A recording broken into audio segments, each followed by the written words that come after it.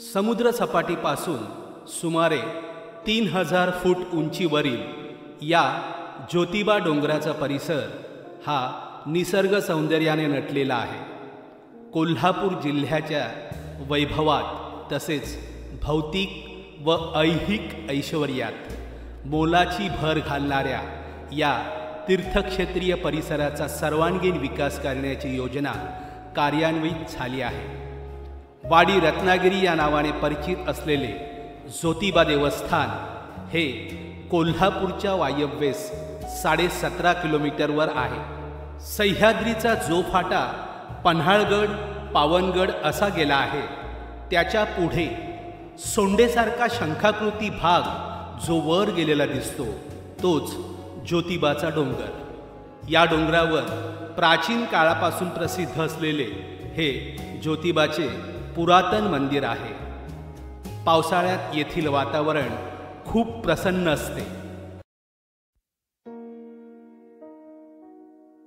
गडावर यमाई देवीचेही मंदिर आहे। दक्षिण मोहिमेत श्री केदारनाथ व औंदासूर या राक्षसाची समोरासमोर भेट झाली। निकराचे युद्ध झाले, परंतु औंदासुराचा वध मूळ माया श्री यमाई देवीच्या हस्ते असल्याने ज्योतिबा देवांनी देवीस यमाई अशी साथ घातली। तेव्हापासून देवीचे नाव यमाई असे रूढ झाले। यमाई ही ज्योतिबाची बहीण आहे।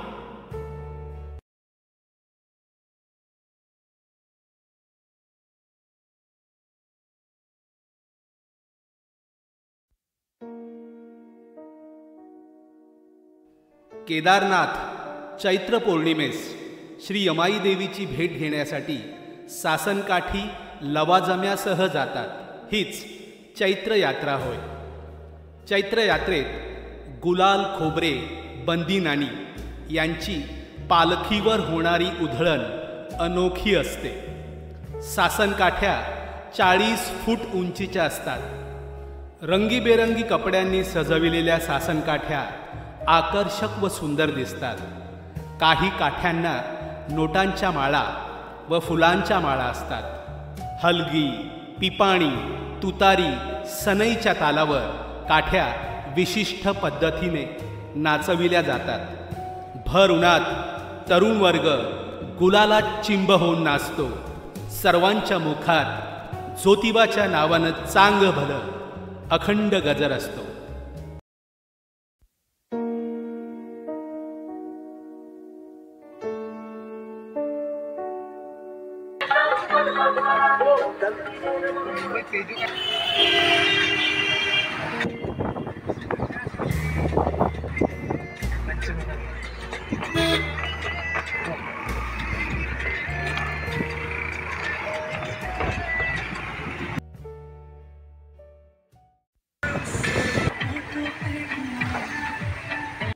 श्री ज्योतिबाचे आज जे मोठे मंदिर दिसत आहे त्या ठिकाणी पूर्वी छोटेसे देवालय होते। मूळ मंदिर कराड जवळच्या किवळ येथील नावजीबुवा साळुंखे किवळकर संत नावजीनाथ नामक भक्ताने बांधले व त्याचे नंतर आजचे देवालय आहे ते इसवी सन 1730 मध्ये ग्वाल्हेरचे महाराज राणोजीराव शिंदे यांनी मूळच्या ठिकाणी भव्य स्वरूपात पुनर्रचित करून बांधले आहे। मंदिराचे बांधकाम उत्तम प्रतीच्या बेसाल्ट्स दगडात करण्यात आलेले आहे। कोल्हापूरच्या वायव्य दिशेस 17.5 किलोमीटर अंतरावर वाडी रत्नागिरी येथे दख्खनचा राजा ज्योतिबाचे भव्य पुरातन असे मंदिर आहे। हे तीर्थ ज्या पर्वतावर बसलेले आहे त्या डोंगराचे मूळ नाव मौनागिरी डोंगरावर उत्तरेकडील बाजूस खोलगड भागामध्ये ज्योतिबाचे मंदिर आहे। मंदिर हेमाडपंथी स्थापत्य शैली या शैलीतील असून या ठिकाणी 3 मंदिरांचा समूह आहे। मुख्य मंदिर हे प्राचीन असून उर्वरित 2 मंदिरे ही 18व्या शतकात बांधल्याचा उल्लेख आढळतो। प्रत्येक मंदिराचे खास वैशिष्ट्य आहे। ज्योतिबा मंदिर हे अतिप्राचीन असून ते महालक्ष्मी मंदिराच्या बरोबरीचे आहे.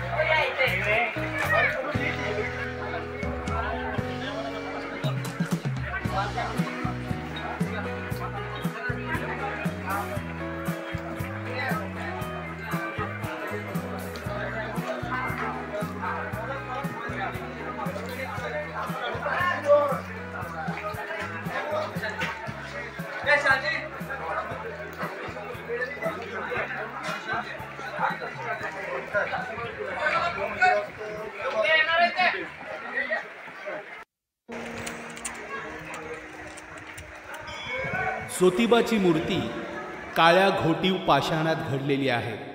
या चतुर्भुज मूर्तीच्या हातात खडग, पाणपात्र, डमरू व त्रिशूळ आहे. शेजारीच ज्योतिबाचे उपवाहन शेष आहे. ज्योतिबाचा शरीररक्षक काळभैरव बाहेरच्या बाजूस असून तेथे मूळ ज्योत तेवत असते.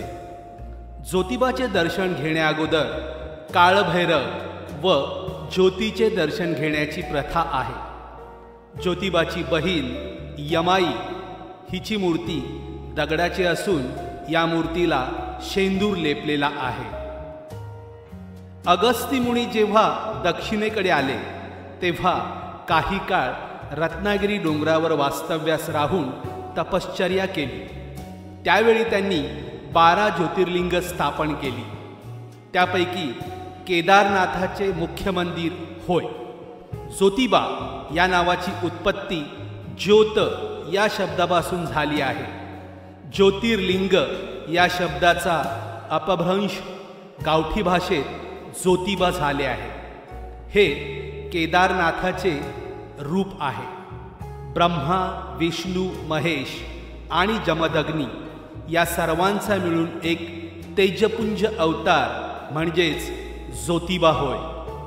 ज्योतिबा देव दख्खनचा राजा, केदारलिंग, सौदागर, रवळनाथ या नावांनीही ओळखला जातो. ज्योतिबा देवाची मूर्ती स्वयंभू असून साधारणपणे ती 4.5 फूट उंचीची आहे.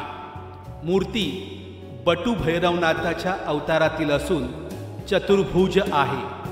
मूर्तीच्या हाती खडक, त्रिशूळ, डमरू असून त्यांचे वाहन घोडा आहे. ज्योतिबा देवाची रोज 3 वेळा पूजा बांधली जाते. पहिली साधी पूजा सकाळच्या महाभिषेकापूर्वी, दुसरी खडी पूजा अभिषेकानंतर, तर तिसरी पूजा बैठी असते. ती दुपारनंतर बांधण्यात येते. दर शनिवारी श्रींची दुपारी 12 ते 3 वेळेत घोड्यावर बसलेली पूजा बांधली जाते. सर्व पूजा डोळ्यांचे पारणे फेडणारे असतात.